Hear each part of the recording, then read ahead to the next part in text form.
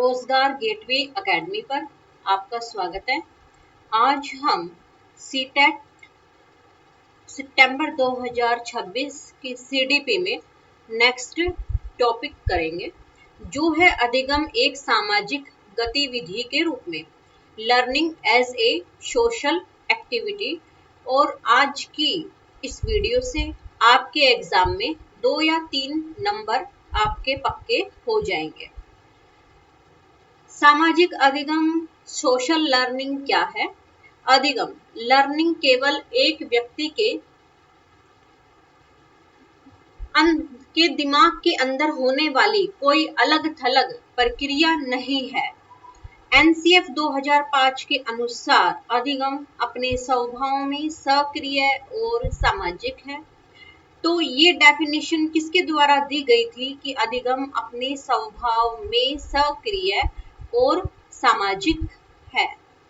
ये एनसीएफ 2005 के द्वारा दी गई थी।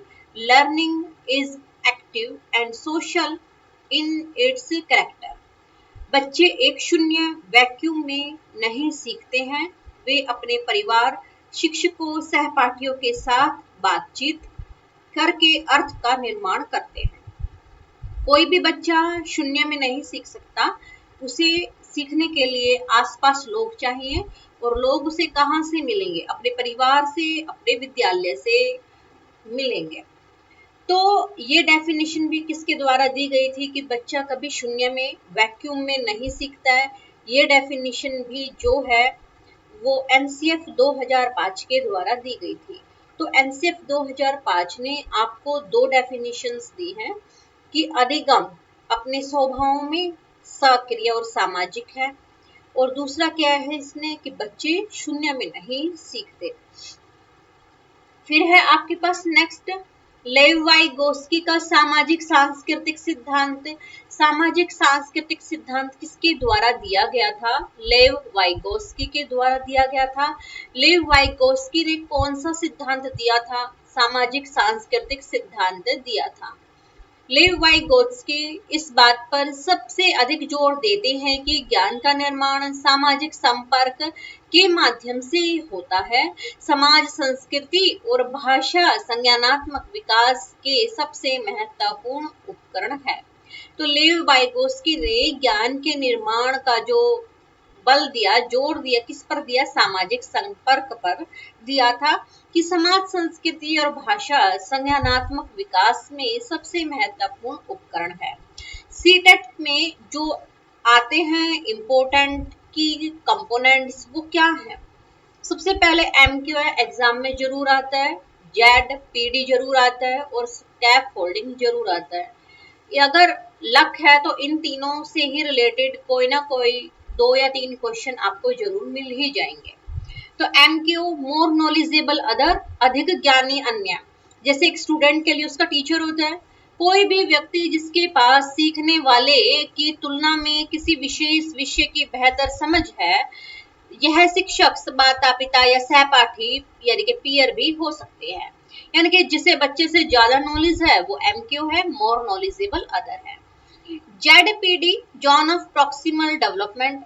अभी पूरी डेवलपमेंट होने में जो गैप है वो zone of proximal development ZPD होता है। जैसे कि बच्चा अभी एग्जाम में 60 मार्क्स लाने के लायक है, और उसे चाहिए एग्जाम को क्वालिफाई करने के लिए 90 मार्क्स, तो वो मोर नॉलेजेबल अदर के पास जाएगा और उसकी वीडियोस देखेगा या उसके लेक्चर्स अटेंड करेगा, ऑफलाइन हो या ऑनलाइन हो, और फिर जो है वो 90 या उससे अबव मार्क्स लेकर के अपना एग्जाम क्वालिफाई कर देगा। तो जो बीच का गैप है जिसे एमक्यू की मदद से भरा जाता है, उसे आप क्या कहते हो? उसे आप जेडपीडी कहते हो। यह उस दायरे को दर्शाता है जहां बच्चा बिना मदद के जो कर सकता है और मदद के साथ जो कर सकता है, उसके बीच का अंतर होता है। वास्तविक अधिगम इसी क्षेत्र में होता है। तो जेडपीडी में क्या होता है? वास्तविक अधिगम होता है। क्वेश्चन बनता है वास्तविक अधिगम कहाँ होता है बच्चे का? जेडपीडी में होता है। और जेडपीडी में जो एमक्यू मदद करता है हल्की सी मदद जो करता है उसे आप क्या कहते हो, स्कैफोल्डिंग कहते हो, यानी कि मचान कह दो इसे, कुछ भी जो कहा जाता है। यानी कि स्कैफोल्डिंग क्या है, आप इसको पहाड़, मचान या ढांचा जो है इसका मीनिंग निकालते हो। जब बच्चा किसी समस्या में अटक जाता है तो एमक्यू द्वारा दी जाने वाली अस्थायी सहायता यानी कि टेम्परेरी हेल्प, ये संकेत को स्कैफोल्डिंग कहते हैं। और टेम्परेरी हेल्प किसके द्वारा दी जाती है, एमक्यू के द्वारा दी जाती है। टेम्परेरी हेल्प को क्या कहते हैं, स्कैफोल्डिंग कहते हैं। टेम्परेरी हेल्प कहाँ होती है, जेडपीडी के अंदर होती है और एमक्यू के द्वारा दी जाती है। बिल्कुल आसान थे तीनों।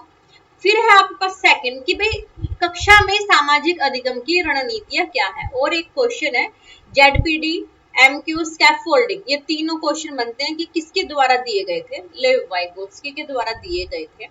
फिर है कक्षा में सामाजिक अधिगम की रणनीतियां क्या है। अब आप कक्षा में पढ़ा रहे हो, आप टीचर हो, आप रणनीति तो अपनाओगे। एक शिक्षक के रूप में अधिगम को सामाजिक गतिविधि बनाने के लिए इन रणनीतियों का उपयोग किया जाता है। पहले सहयोगात्मक अधिगम, कोलैबोरेटिव लर्निंग होनी चाहिए। बच्चे छोटे समूहों में बंटकर एक साझा लक्ष्य या समस्या को हल करने के लिए मिलकर काम करते हैं। सहपाठी शिक्षण, पीयर ट्यूटोरिंग क्या है, एक कक्षा में जब एक छात्र अपने ही सहपाठी को कोई कॉन्सेप्ट समझाता है जिससे दोनों के ज्ञान में वृद्धि होती है। फिर पारस्परिक शिक्षण, रेसिप्रोकल टीचिंग, या पढ़ने की समझ यानी कि रीडिंग कम्प्रीहेंशन सुधारने की एक तकनीक है। तो रेसिप्रोकल टीचिंग क्या है, रीडिंग कम्प्रीहेंशन को सुधारने की एक तकनीक है, पढ़ने के तरीके को सुधारने की एक तकनीक है। और रेसिप्रोकल टीचिंग में जो है कितने चरण आते हैं, इसमें 4 चरण आते हैं। एग्जाम में आया हुआ है ये डिट्टो जो मैंने डाला है। इसमें 4 चरण है, पहला, दूसरा, तीसरा और चौथा। पहला चरण है पूर्वानुमान लगाना, प्रिडिक्टिंग करना। दूसरा है प्रश्न पूछना यानी कि क्वेश्चनिंग। तीसरा स्पष्ट करना, क्लैरिफाइंग। चौथा है सारांश निकालना यानी कि समराइजिंग। ठीक है, तो 4 जो है रेसिप्रोकल टीचिंग के चरण है। पहला तो आप क्या करोगे, प्रेडिक्ट करोगे। दूसरा क्या करोगे, आप बच्चों से क्वेश्चन पूछोगे, पीके टेस्टिंग भी जिसे कहते हैं। तीसरा आप क्या करोगे, बच्चों को क्लैरिफाई करवाओगे कॉन्सेप्ट। चौथा क्या करोगे, आप कॉन्सेप्ट को समराइज भी करोगे। ठीक है, बाद में फीडबैक भी आना चाहिए था, पर इसके अंदर जो है 4 ही चरण बनाए गए हैं, तो आप इन 4 चरणों को याद रखना। फिर है आपके पास नेक्स्ट क्विक रिवीजन देख लेते हैं हम अपने आज के टॉपिक की। शिक्षक की भूमिका क्या है, सामाजिक अधिगम में शिक्षक ज्ञान का वितरक नहीं है यानी कि बांटने वाला नहीं है, बल्कि एक सुविधादाता, फैसिलिटेटर है, और यह अधिगम करता होता है। ठीक है, यानी ये भी बच्चों को पढ़ाने के साथ साथ खुद का भी अधिगम करता है। प्याजे बनाम वाइगोत्स्की क्या है, प्याजे मानते थे कि विकास पहले होता है और अधिगम बाद में होता है, जबकि वाइगोत्स्की का मानना है सामाजिक अधिगम तो पहले होता है और संज्ञानात्मक विकास की ओर ले जाता है। तो प्याजे बनाम वाइगोत्स्की में ये बात आपको याद रखनी है, जो मैंने लिखी हुई है डार्क बोल्ड में, सामाजिक अधिगम पहले होता है और संज्ञानात्मक विकास की ओर ले जाता है। ये कथन किसका है, ये कथन वाइगोत्स्की का है। एग्जाम में आए डिट्टो ऐसे। भाषा का महत्व क्या है, भाषा केवल विचार या व्यक्त करने का माध्यम नहीं है। भाषा केवल विचार व्यक्त करने का माध्यम नहीं है, बल्कि यह बच्चों को अपनी सोच को निर्देशित करने में मदद करता है कि उन्हें अपनी सोच को कैसे लेना है, कौन से विचार अपने माइंड में रखने हैं और किनको बाहर निकाल देना है। यानी कि एक तरीके से बच्चा जो प्राइवेट स्पीच करता है, निजवाक करता है, वो किसकी मदद से करता है, वो जो है भाषा के द्वारा ही करता है। तो यहाँ पर आपका जो आज का टॉपिक है लर्निंग का, learning as a social activity, वो आज कंप्लीट हो चुका है। नेक्स्ट वीडियो में हम अपना नेक्स्ट टॉपिक करेंगे। Thank you.